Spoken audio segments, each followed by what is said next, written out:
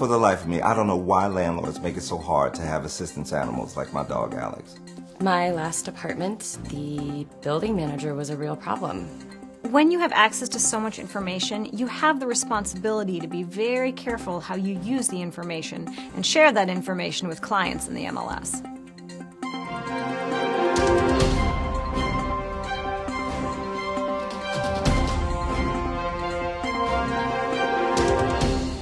Hello, I'm Sandra Ortiz. Welcome to this edition of Housing Point. Today, we'll be discussing the Fair Housing Act in honor of its 50th anniversary in 2018. President Lyndon B. Johnson signed the Fair Housing Act on April 11, 1968, just days after Martin Luther King Jr. was assassinated. Dr. King was the country's most notable proponent of fair housing, marching in the streets of Chicago in 1966 to end the years of housing discrimination experienced in communities across the country. The Act currently prohibits discrimination concerning the sale, rental, and financing of housing based on race, color, religion, sex, disability, familial status, and national origin. In honor of the 50-year milestone, we'll address ways that the Fair Housing Act protects real estate professionals and your customers, and to help you navigate your responsibilities under the Act. We'll also look at how the Fair Housing Act addresses harassment and retaliation in the housing context. Finally, we'll review the best practices for criminal background checks of housing applicants. Our first story profiles a veteran who has an emotional disability and wants his assistance animal to live with him. Many landlords still aren't familiar with the Fair Housing Act's requirement that housing providers accommodate tenants who require assistance animals. Horace Miller reports from Chicago. Philip, a Marine veteran, is joining me today along with his assistance animal, Alex. Philip and Alex have been a team for 6 years. After serving tours in Iraq and Afghanistan, Philip was wounded and developed post-traumatic stress. Now Alex helps him get through some very difficult days and nights. Alex is a part of me. I really can't imagine life without him. Somehow, he always knows when I'm having a bad time. Like last night, he woke me up so I didn't start having a nightmare. And before Alex, I would wake up thinking I was in the middle of a firefight. Not anymore. He's the one thing that keeps me calm. And your doctor suggested you benefited from an assistance animal like Alex? Correct. My VA doctors have eliminated most of the medications I used to take since I started using an assistance animal. One of my doctors even said, "My dog is the best medicine for me." But try telling that to some of these landlords. Landlords and building management need to be aware of the law.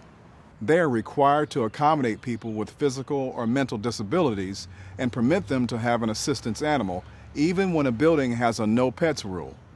If a tenant with a disability makes a request for an exception to the rule, building management must accommodate them. Unless there is a threat to the health and safety of others, the housing provider should consider and grant the request. Any animal that provides a disability-related service to the disabled can be considered an assistance animal, even monkeys, birds, or reptiles. Your building has a no pets rule. So what did you do to support your request for an exception?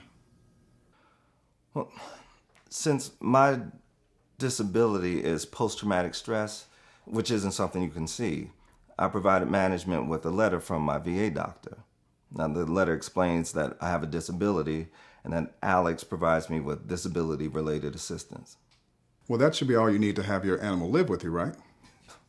You would think so, but then the landlord wanted to know what my disability was, what medication I was taking, and some other health-related information, which I didn't think was any of their business. According to the Fair Housing Act, housing providers and real estate professionals are not allowed to ask for information regarding medications, copies of medical records, or any details about the nature or severity of a person's disability. A letter from a doctor detailing the patient's need for an assistance animal should be all it takes to allow for an exception to any no pets rule. Of course, there are some people who try to exploit this right, and fake documents can be obtained from uncredible sources. If you suspect that documents are not credible, make a written record and advise the property owner of your concerns. Then have them advise you regarding next steps. For more information about the accommodation for assistance animals, visit fairhousing.realtor. Our next story concerns a mom who not only had to deal with harassment and retaliation from her landlord, but also another problem: discrimination against families with children, a protected class under the Fair Housing Act. Anne is a divorced mother living with her 9-year-old daughter, Casey. She thought she had found the perfect apartment for the two of them. But soon after moving in, the landlord began to harass her. When she reported his inappropriate behavior, he retaliated by shutting off her water. At first, he seemed really friendly, going out of his way to see if I needed anything. But then it became uncomfortable, and I complained. The next day, I went to give my daughter a bath, and the water had been shut off. And when I called my landlord about the problem, he wouldn't return my calls. Under the Fair Housing Act, just a single incident of harassment, such as a demand for sexual favors, may be enough evidence to constitute a hostile living environment. The Fair Housing Act also prohibits retaliation against anyone who reports a discriminatory housing practice. Now Anne wants to find a different one-bedroom apartment for herself and her daughter, but she's running into something else: landlords who don't want to rent to her because she has a child living with her. First, I had to deal with management companies that don't want to rent to families who have kids. Is it against the law for them to even ask if you have children? Well, they have ways of finding out. Social media, for instance. And usually they'll ask the ages of everyone in the family on those applications that you have to fill out. Or they will ask you, "So how old are your kids?" out of the blue, and then before you know it, you're answering without even thinking. And then suddenly they don't have any apartments available to rent right now, or ever. So that's why I only give our names. And sometimes landlords will actually say in their ads that they're renting to adults only, or they will imply that they don't want kids. Familiar status is a protected class under the Fair Housing Act, making it unlawful for housing providers to deny housing outright because a family has children living with them under the age of 18. These same protections apply to families who are expecting or adopting children. Additionally, housing providers may not restrict families with children to live in certain areas of the building complex, or refuse to let them use certain facilities. There are exceptions, including certain types of housing designed just for people 55 years or older. But for the majority of people looking for a place to live, the ages of their family members should have no bearing on their ability to find a home. My family's just my daughter and me, so I want to rent a one-bedroom because I'm on a limited budget. Even though there are buildings that allow kids, I was told that I have to rent a two-bedroom because there are two people in my family. But I'm sure they must allow people who are roommates get a one-bedroom. And what about people who are married? Exactly what my broker said. Amazing how easy it was to get a one-bedroom when she brought that up and made it clear that we knew the law. To learn more about the Fair Housing Act's protections against harassment, retaliation, and discrimination against families with children, visit fairhousing.realtor. Our final fair housing story is about big data and its link to steering. I don't have to tell you, big data is everywhere. It's in your pocket, it's in your wallet, your house, your car, and of course, on social media. Big data helps you offer enhanced service to your prospects, but it can also lead to accusations of steering. Horace Miller reports from San Jose, California.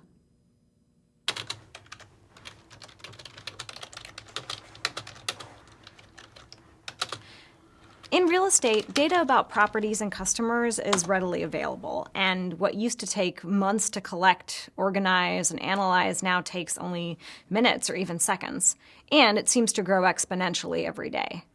There are even a number of services that aggregate all the data for a property to make it useful for a single housing transaction. So what kind of information is available to you?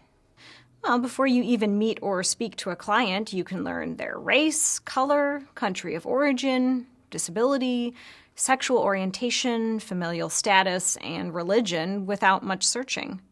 But that same information can also be used to discriminate. Interesting. How so? Well, with so much data available about a prospect, you have to be extra careful not to use that information in a discriminatory manner. You also have to be very careful to avoid steering. So, steering is when a real estate professional guides a prospect to or away from a particular community or a type of housing based on their race, ethnicity, or another protected class. In every instance, we are always obligated to provide our clients with equal professional services. So, what's the best way to avoid this? Use the equal professional service model. Ask yourself, do I have objective information from my customer about the kind of house that they want to buy? Have I let my customer set the limits on the size of the house and its location? Have I offered them a variety of homes to choose from based on their preferences? So, what about brokers who run ads for their houses on social media? Well, before you write anything, you want to be very careful not to target ads to or away from protected classes. Otherwise, you could get into trouble for steering. When you write an ad for a house, you want to describe the property by highlighting the positives of the housing, not the ethnic makeup of the neighborhood or desired characteristics of a potential buyer. How about when you're meeting with clients face to face? Well, you want to ask the customer about their needs: size, style, features of a home, types of schools, convenient transportation, where they can shop. You want to avoid questions about their religion or ethnic background. And remember, you're there to help them find a home based on their individual preferences, not yours. So, what if someone wants to know about the quality of the schools in the area? Well, you want to avoid making a value judgment about the quality of schools. Even with all the data that we have, opinions on schools' quality can be very subjective. Instead, maybe refer a potential buyer to the website of the school district so that they can do their own research based on their needs. You want to let the client set their own limits. You must get a lot of questions about the crime rates and the demographics of different neighborhoods. You want to avoid discussing crime rates or the demographics of the people in an area. If a client wants to know about demographics in the area, direct them to the Census Bureau website.